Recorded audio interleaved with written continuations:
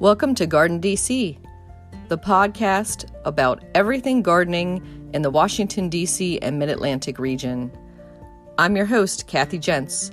I'm the editor of Washington Gardener magazine, and we're aimed at gardening enthusiasts, people who grow everything from edibles to ornamentals, natives to exotics. If it grows in our area, that's what we talk about.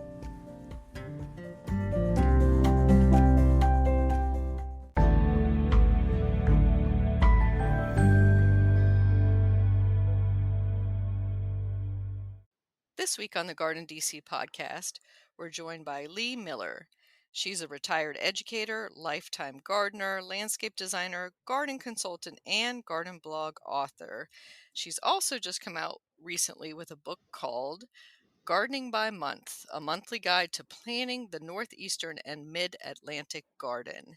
Welcome, Lee. Well, hello. Thank you for having me. Thank you for taking time to join us. So, busy? You could say that. Yeah. So at the time we're talking, it's close to the end of August, beginning of September, and you just dodged a hurricane in your area. Yes, we did. It was headed right towards my little town of Sayville, and he veered off just in the lick of time. Sorry, Rhode Island friends. It went that way. Oh, but good to know you're safe and sound. And for our listeners, Lee, could you talk a little bit about where your garden is located? Okay, I am located on the south shore of Long Island in the town of Sayville, so about midway through the island, about 70 miles out of New York City, and about 70 miles off of Montauk Point. Must be lovely. It is. It's a lifetime home, and I never left. Nice. So let's talk a little bit about you and how you got into gardening. Were you born with a green thumb? Yes, I was. It all started about the age of 5. As I mentioned, I'm in my childhood home. I never left. And I grew up next to a family with 5 children who were like brothers and sisters to me. And their mom, Joan, Mrs. O'Hara, was an avid gardener. And every time, pretty much every day that I would go over next door, Joan would take me on a tour of her garden. And she'd point out the different flowers and give me a little information about each one. Well, it got to the point I went home one day and I asked my mother for seeds. I said, Mom, I want to grow some flowers. So she got me some seeds in pots and I grew those seeds and I nurtured them like my own children. And then the story just keeps going on and on from there. I believe I, at the age of 7, we were riding along the highway, and my dad, knowing I had an interest in gardening, saw this lone, poor eastern red cedar that had been dug up and just left to die on the side of the highway. So he goes, let's take that tree and let's plant it. So at the age of 7, I planted my first tree. And my love of gardening has just grown and grown and grown. And it's part of me, you could say. And so did you always know you wanted to be a landscape designer by profession? Well, I grew into that, no pun intended. Mm-hmm. I always had a love of science. I did have a love of plants and horticulture. I ended up going to school to become a science teacher, so I taught earth science and biology for 32 years. Uh, 26 years ago, I furthered my education and decided to start a landscape design business. And here I am 26 years later, designing. I love it. They say if you love what you do, you never work a day in your life. That is so, so true. I love working with the clients. I love designing the gardens, and it's a passion. Wonderful, Lee. And it's so interesting how many of the guests of the Garden DC podcast have been teachers or related professions in their past and then gravitated over to some type of horticultural field. hmm And so your own home garden, what is that like? Well, I have a few plants. It started off my home garden back in the day. Started off with the typical what I call the homeowner special with the yews and rhododendrons in front of the house that finally engulfed your house to the point that you couldn't see it any longer. And we had an old lawn. No, there wasn't any irrigation at the time, so the lawn was burnt up. There was a big cherry tree in my mom's iris garden. Well, over the years, I have completely revamped. There are gardens everywhere.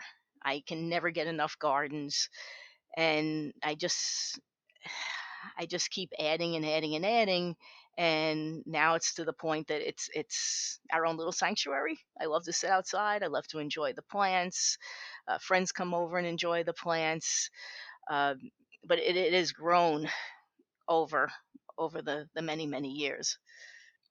And they say a mature garden isn't till about 10 years in. When would you say that your garden, you said, that's pretty much complete? It's never complete, but no, I would say about 10 years in, until the plants mature and it gets to be exactly the way you want it to be. But then there's always you have to get a new plant once in a while. Sometimes you just can't resist. So then you have to walk around and plan a spot to put it and enjoy it. So that's when you're going to the garden center, falling in love with the plant, right? And Yes. have no idea when you get home where this plant is going. Yes, sometimes. And that's when you're walking around like a crazy person with a plant in your hand. you Is, you can mhm, it fit here? Can it fit here? you've got it. Hmm. I think that's like 50% of gardening after the first decade I is agree. is escorting plants all around the garden. Right. And for your clients, what style do you design predominantly for their landscape? Well, I what I do is it's a very personalized type of thing. When I initially meet with a client, I will ask them, are you looking for formal? Are you looking for informal? Are you looking for an entertainment space? Are you looking for privacy? Are you looking for low maintenance? Low maintenance is a big thing. Are you looking for deer resistant gardening? So I interview them before I even start. I would say most of the time the clients choose what I call an informal garden or a traditional garden with curvy linear lines versus straight lines. But every so often, I'll get someone who wants. It depends on the house. I'll go with the straight lines, but most of the time, it's more of an informal, low maintenance type of garden. And low maintenance, Hmm. can you define that for our listeners? Well, it doesn't mean no work, but Hmm. there are plants that I use. I have plants in my garden, Kathy, that I planted 5, 7 years ago. I have not touched them, and I can give you a few examples of those. Yeah, definitely. Okay, some of my favorites are the dwarf evergreens. You have golden hinoki cypress. There's one called Aurea nana. It gets 2 to 3 feet, lifetime. You don't have to touch it. There's another one called verdoni, which only gets 8 feet, lifetime. You don't have to touch it. There's blue globe spruce. It's a dwarf. It only gets 2 to 3 feet in height, but that's over many years. Same thing. There's a cute little mucopine that came out not too long ago. It's called Slow Mound, just as the name says. That's the one I've had about 5 years. I have never touched it.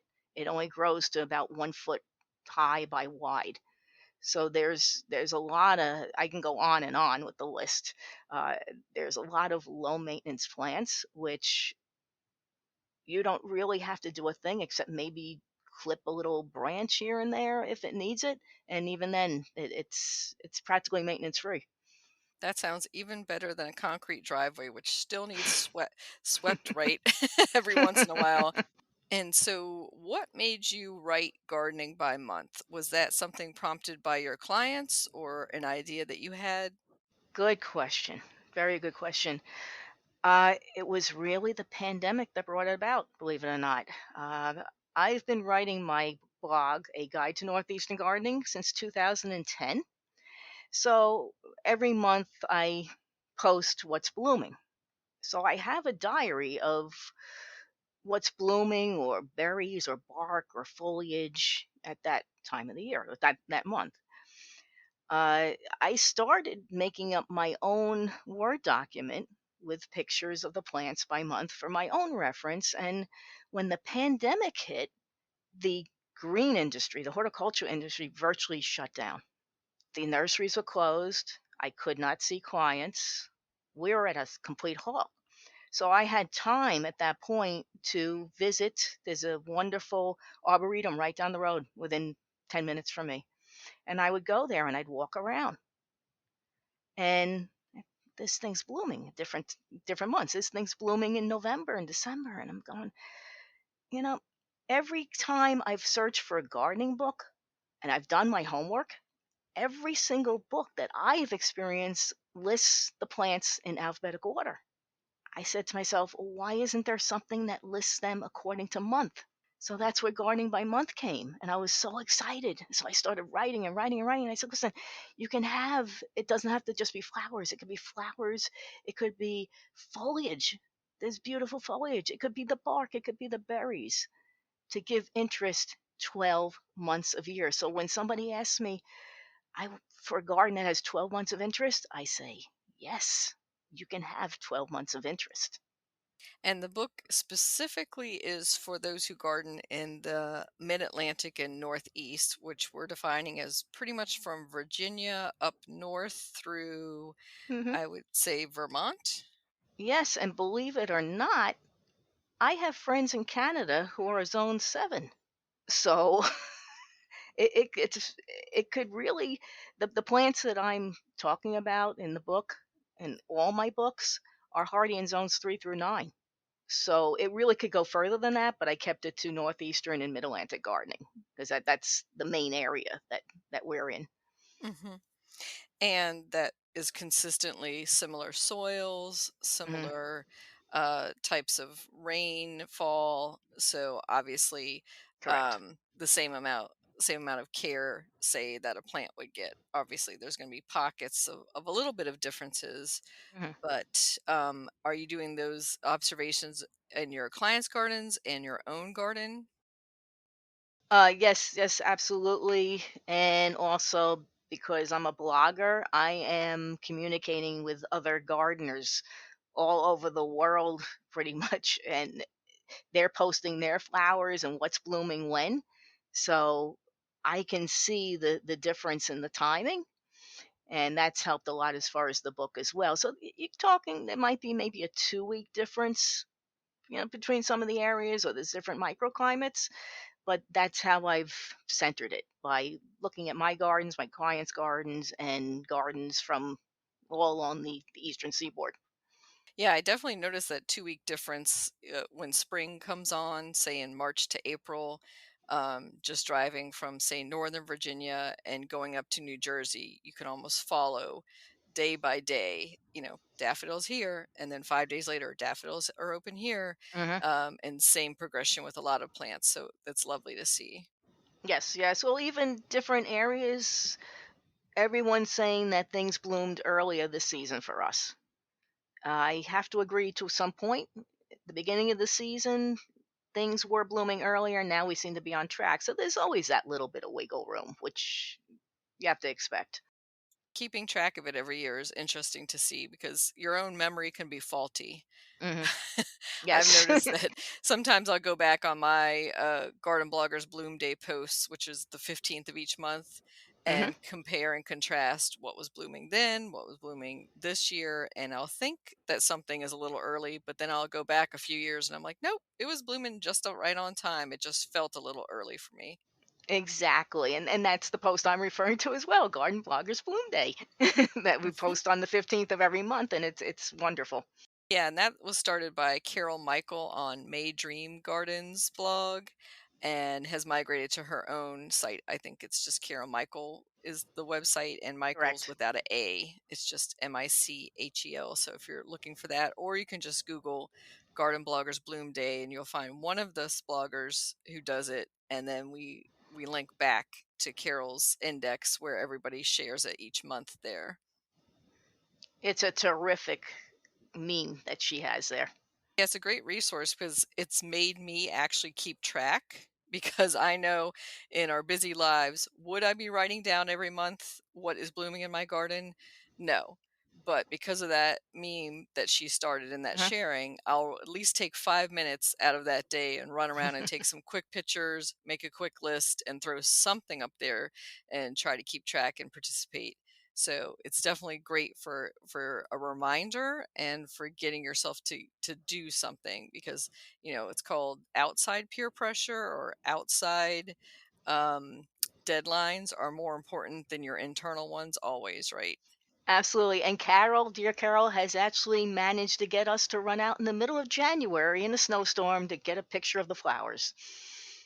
Gotta love it. We'll have to let her know at what she's inspired.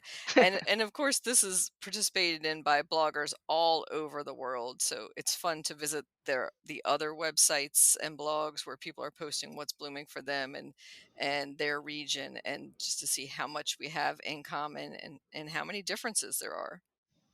Absolutely. Yes. So, getting back to your book, Gardening by Month, so the core of the book are the plant lists and what's in bloom or of interest that month.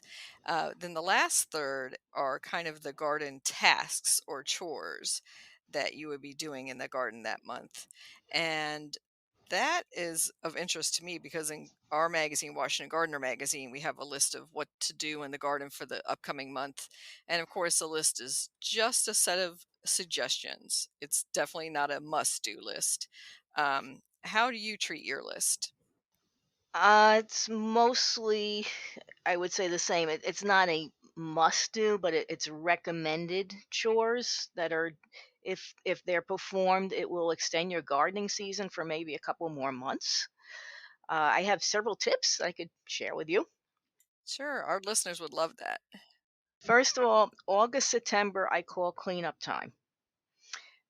Cleanup time means rejuvenating your plants. For example, your hostas, clip off those stalks that are going to seed, because if you let them continue going to seed, now I guess I let the bees get to them, I let the birds get to them, but if you cut those off, it'll put the energy back into the plant.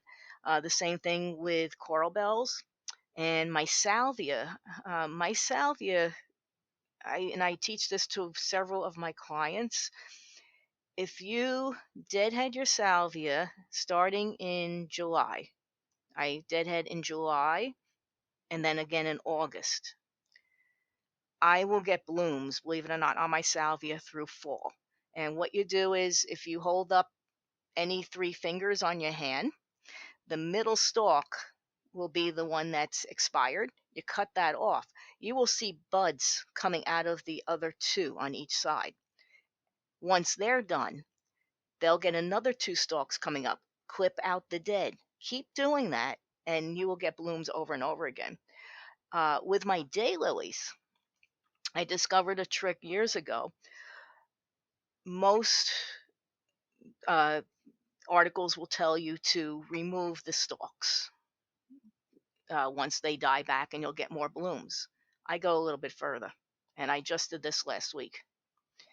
I completely remove any brown foliage, stalks, you name it. I go down to about, I would say about 4 inches off the ground. I remove everything except the new growth that's coming up. If you do that 1 week later, and I can prove it because I looking at my garden, 1 week later you'll have blooms. What happens is it sparks new foliage. So the new foliage comes up. Photosynthesis is occurring. The plant is taking that energy. That energy is going back into the roots. It's causing the new foliage to come up, and then the blooms start coming up as well. All right, so within mine actually did within a week. It could be a week, 2 weeks, but it completely rejuvenates the plant. That's a great tip. And I had heard that from a daylily breeder I had been speaking to too, that he cuts his daylilies all the way back, foliage and all, after that first blooming, and that Mhm. he gets a great rejuvenation. So that's wonderful to get that evidence in your own garden that it's working. It absolutely works, and it's funny.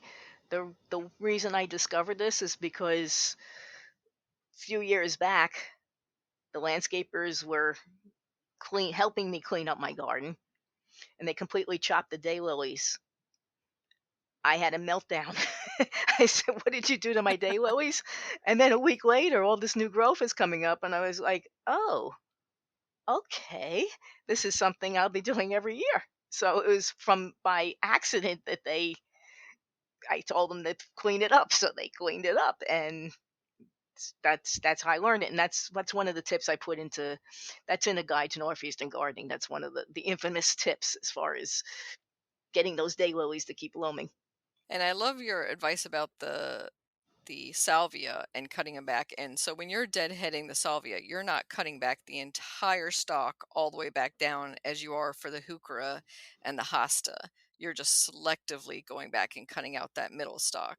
Yes, it's a little more tedious, Kathy, Mm-hmm. but it's worth it.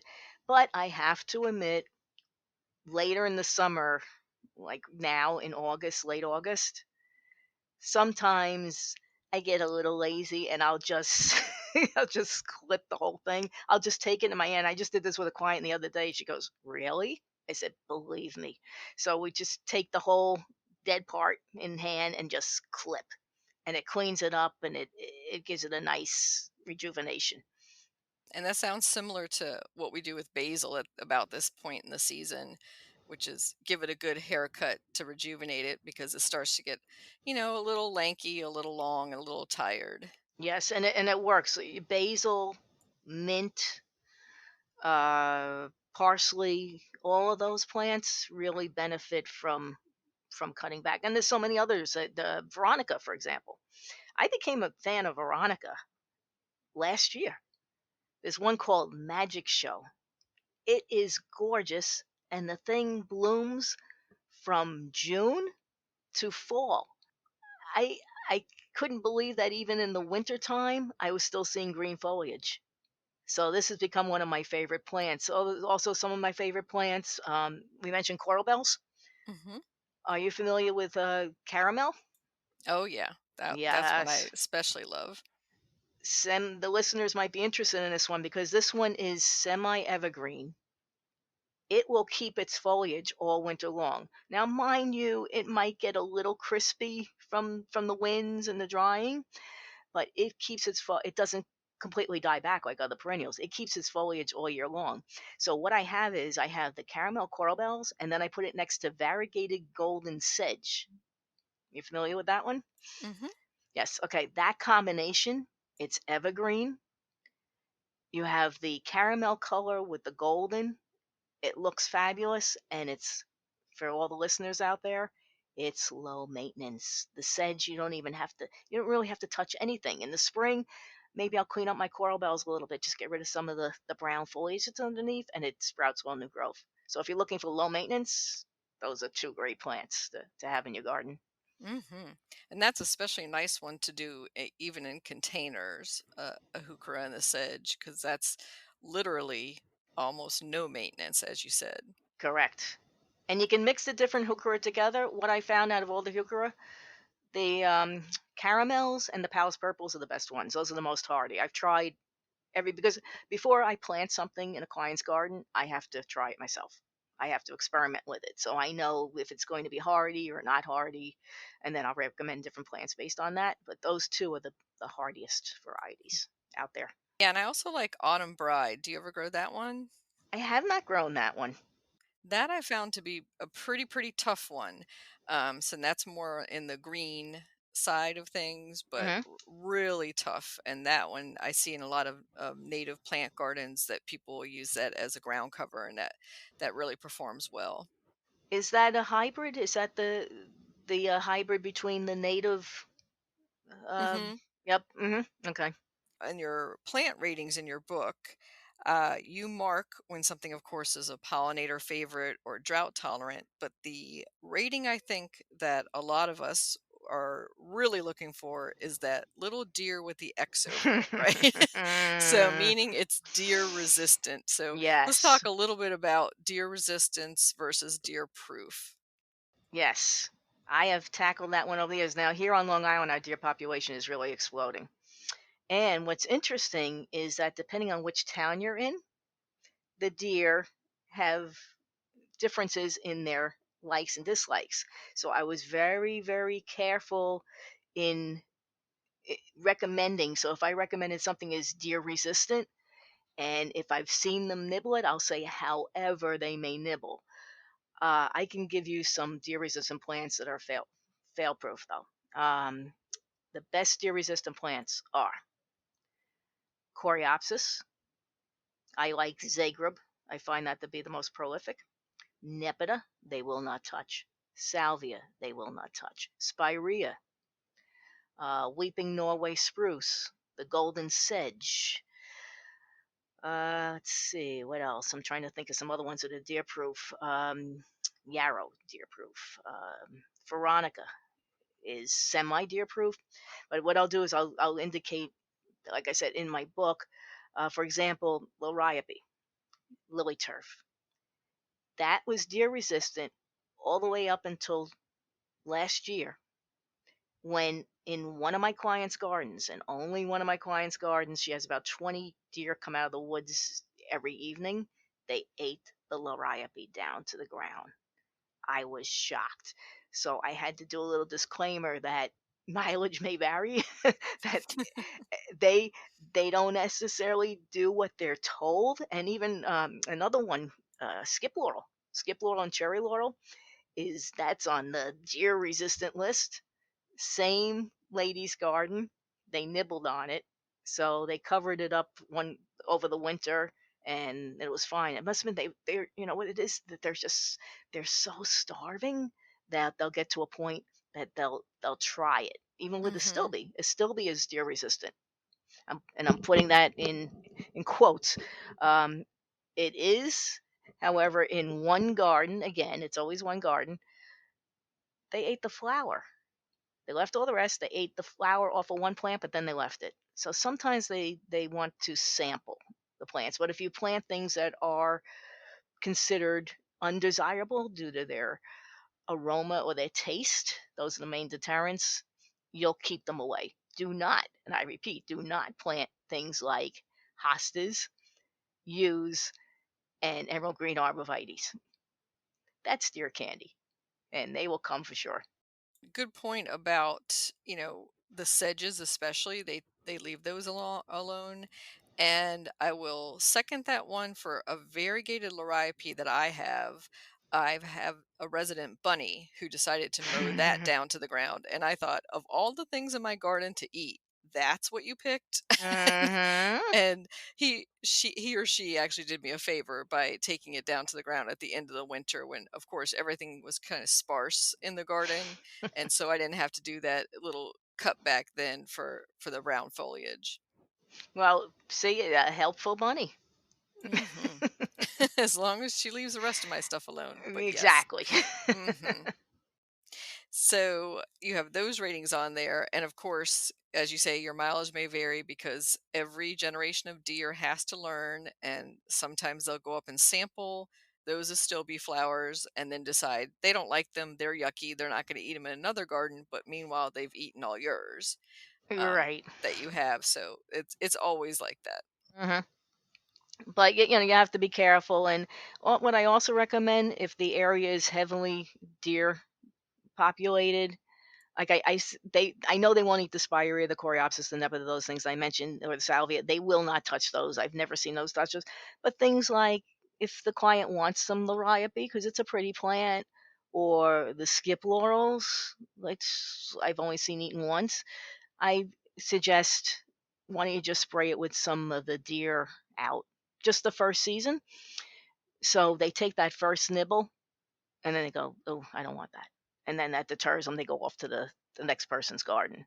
So that's a little a tip that people can use.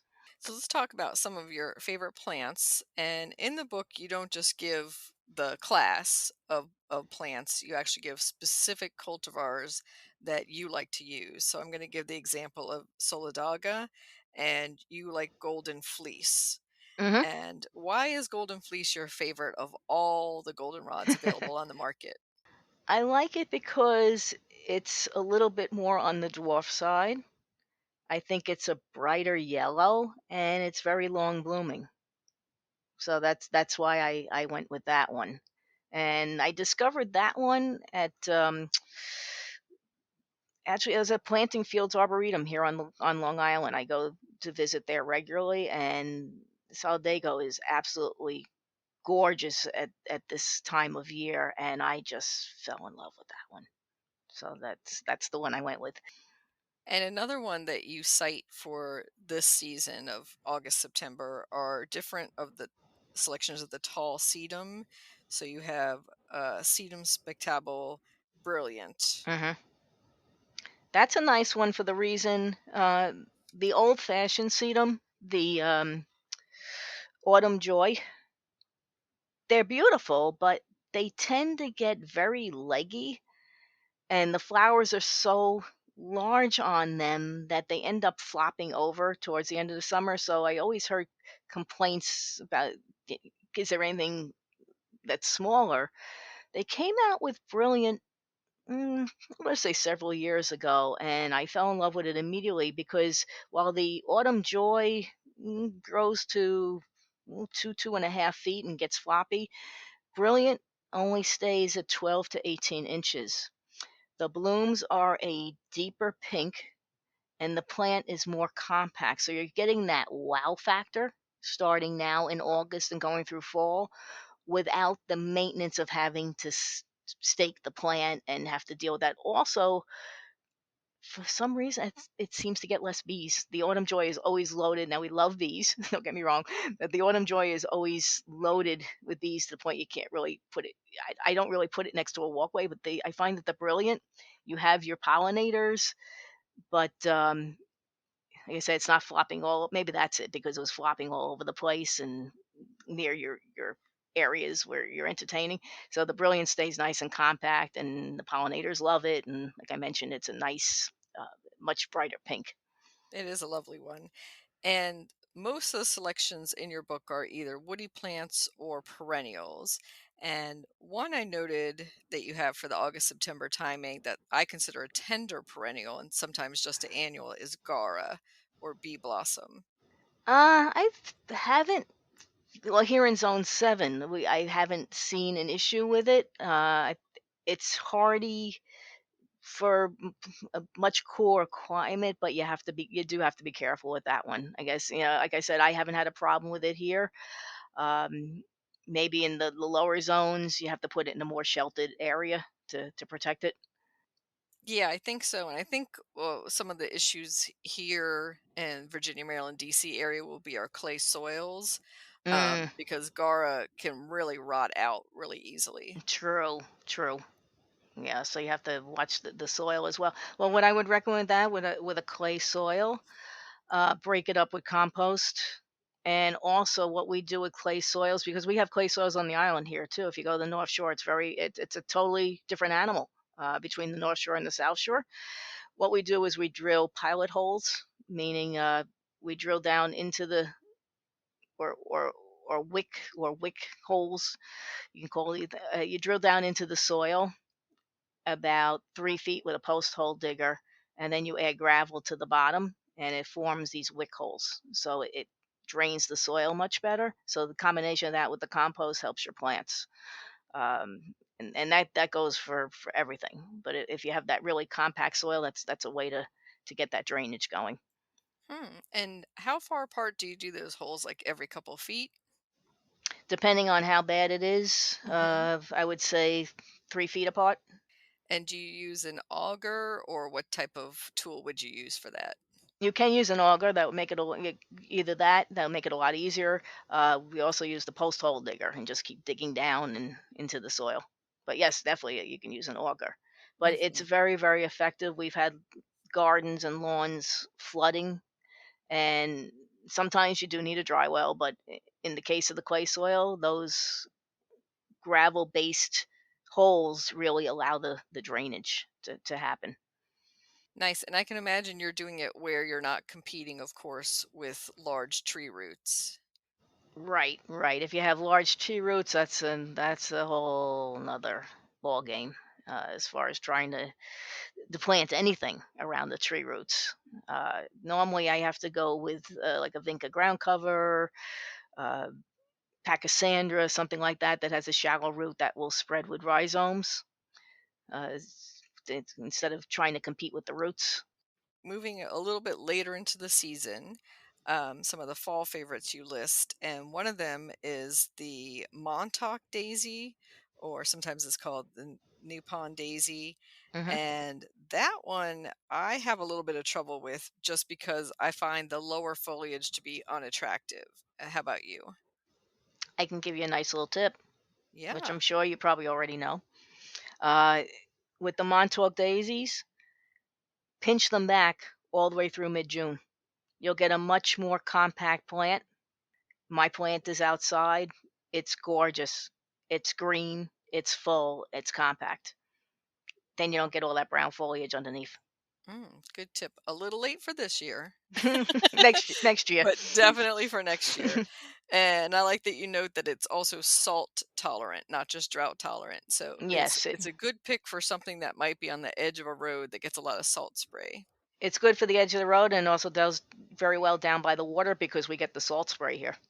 So those on the eastern shore or, anywhere near a shore like Cape May, that's probably a great choice for you.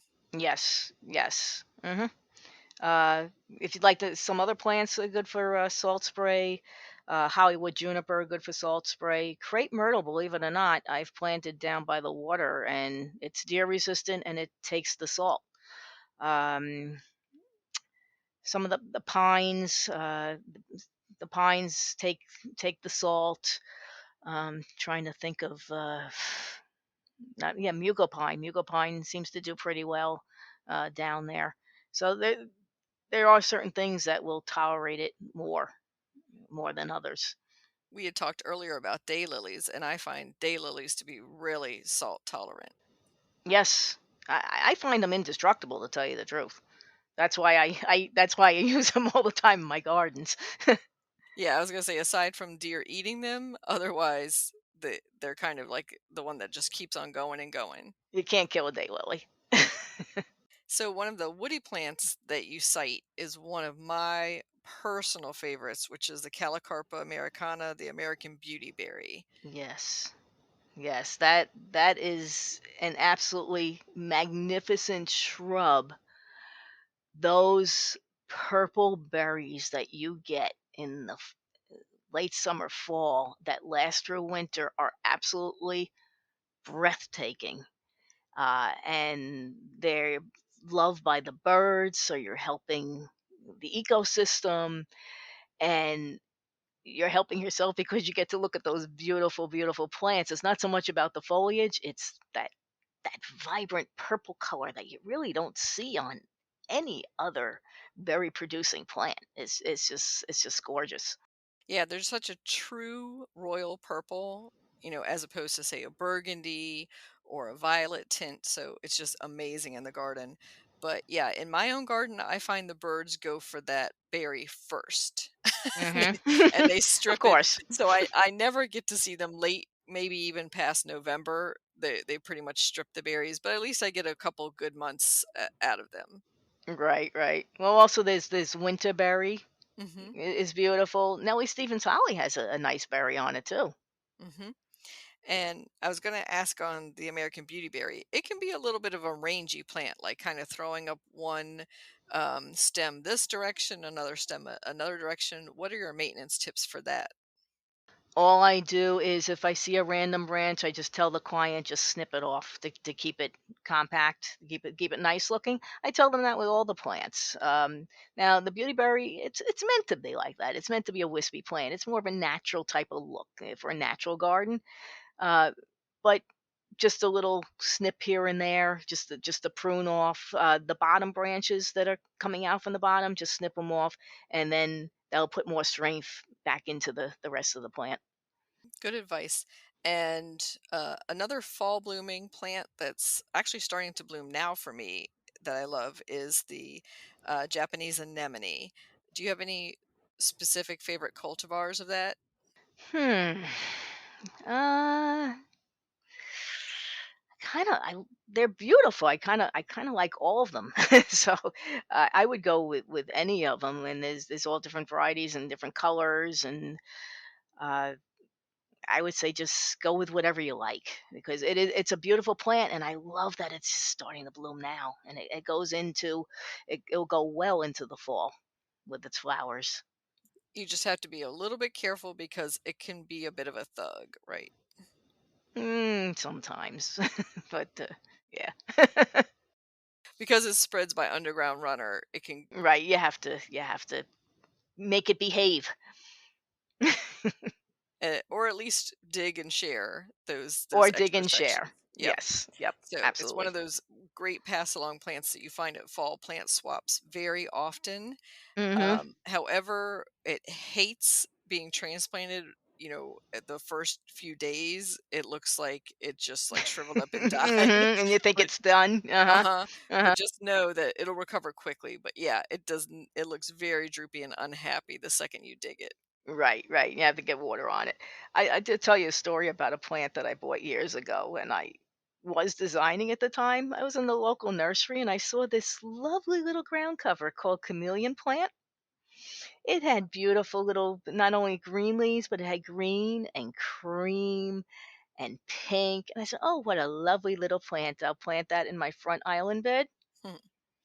7 years later, I'm still trying to get rid of it. So, Yeah. so much for the, it's like, look at me, I'm beautiful. It is highly invasive. It spreads by the underground rhizome. So every so often it will pop up in the garden.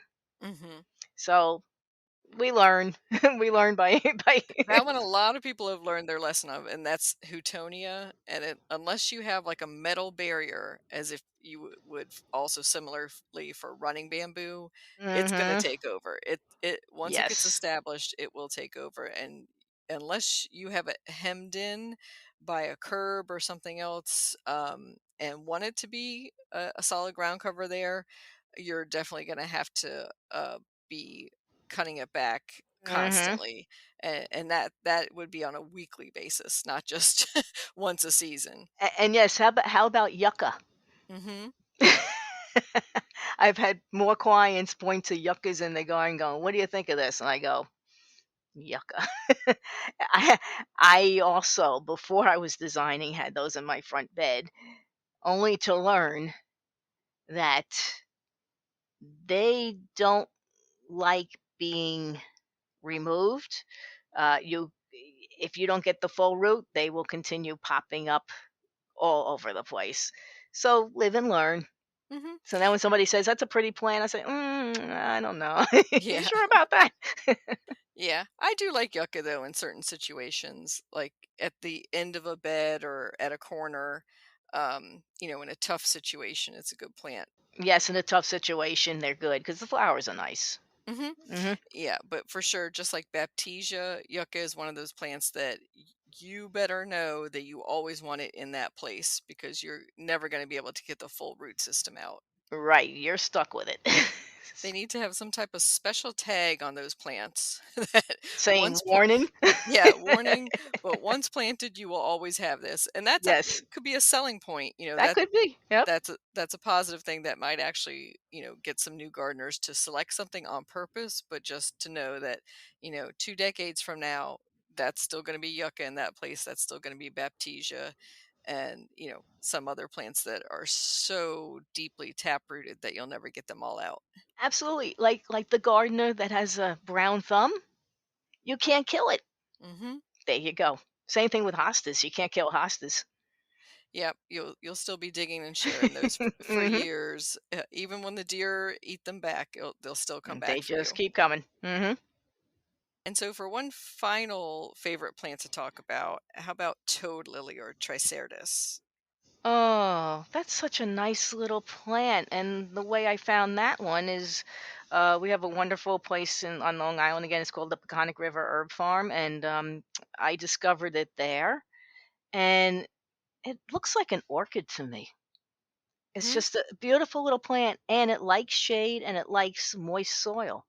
So it's perfect for anyone who has clay soil, for example, that has a lot of water retention because it loves the moisture.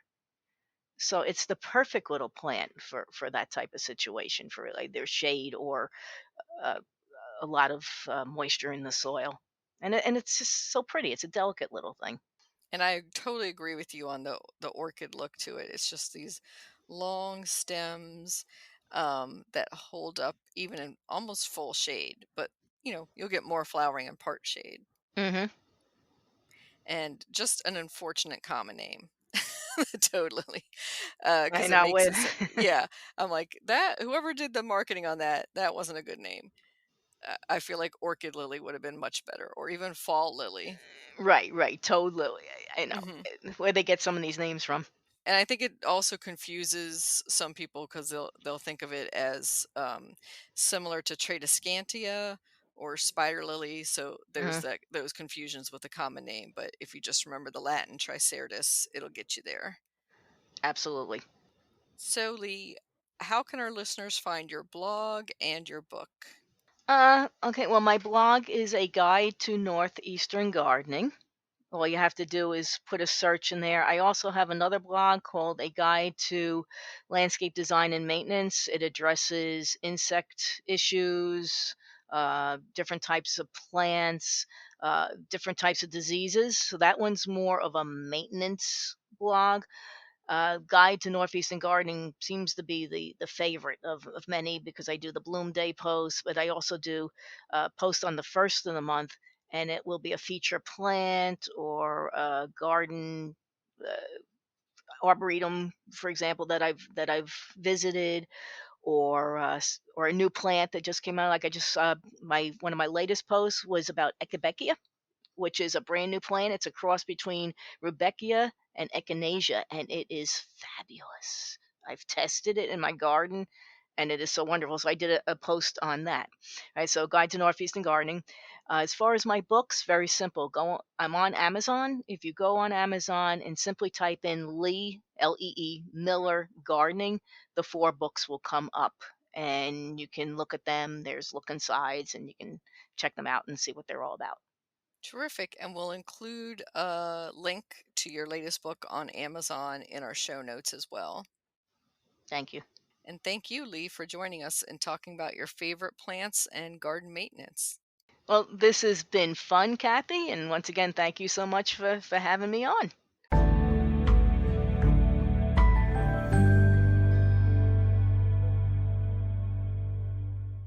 Garden Phlox Plant Profile.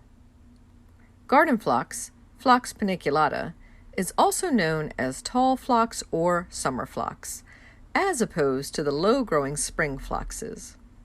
Garden phlox is a perennial wildflower that is native to the eastern United States and is hardy to USDA zones 4 through 8. True to its common names, this phlox blooms in high summer and grows to 3 feet to 4 feet high. The flowers are visited by many kinds of pollinators. Garden phlox needs a location in full sun to do best, and it likes moist but well-draining soils. For a neater appearance, deadhead the flowers when they start to fade. This plant is susceptible to powdery mildew, which is unattractive but not deadly. To prevent it, choose cultivars that are bred to be more mildew resistant and plant it where it can get good air circulation. Phlox David has a pure white flower and has been a garden mainstay for many years now. Phlox Gina is a newer introduction that has purple-pink flowers and superior mildew resistance. Other great performing phlox cultivars to try include Glamour Girl, Delta Snow, Lavelle, Robert Poor, and Shortwood. Read more about phlox cultivars in the Phlox Trial Report at the Mount Cuba Center website, mountcubacenter.org. Garden phlox, you can grow that.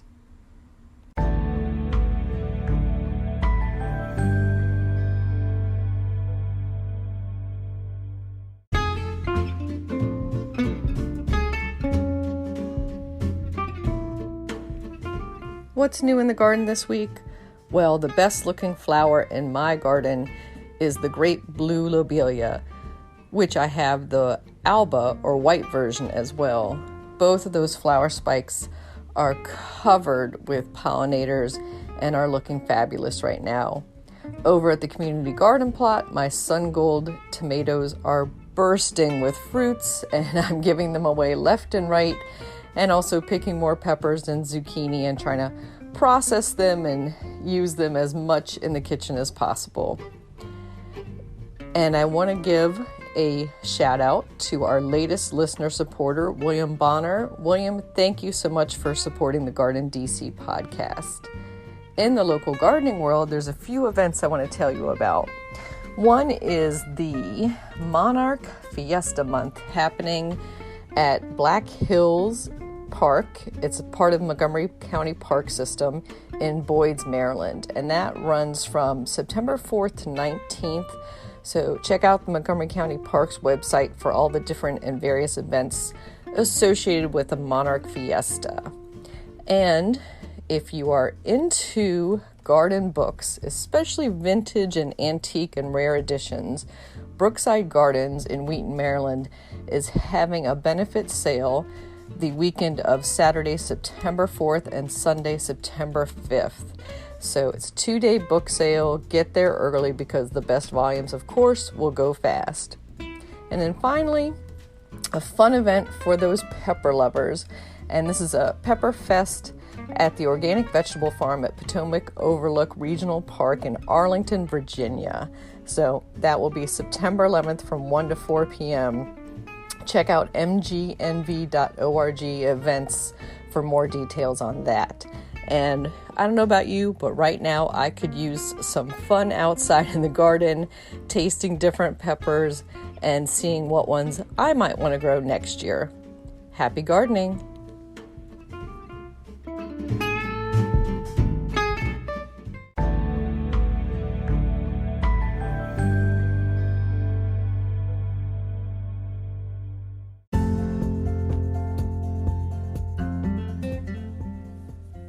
Thank you for listening to Garden DC. You can become a listener supporter for as little as 99 cents a month by going to anchor.fm/GardenDC/support. Another way to support this podcast is to subscribe to our monthly digital publication, Washington Gardener Magazine. To do so, go to WashingtonGardener.com. Thank you.